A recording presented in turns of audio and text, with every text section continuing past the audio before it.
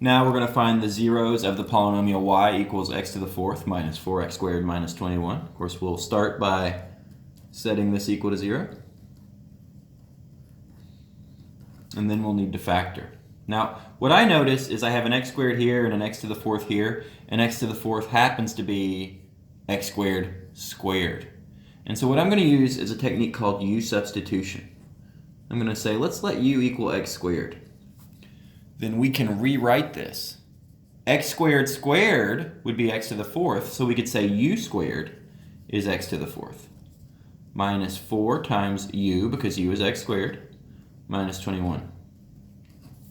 Now that might not be an intuitive step, but the nice part of doing it is we have something that's a lot more familiar and easy to factor now. We could even use the quadratic formula on that if we wanted to.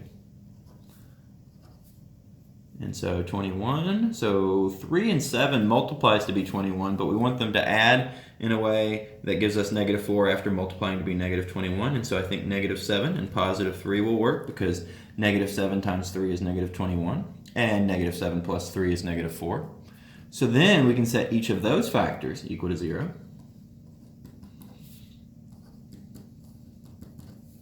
Using our zero product property, and we get u equals 7. U equals negative 3. And usually we're done at this point, except we started with x's, we should finish with x's. So we reverse our substitution. U is equal to x squared.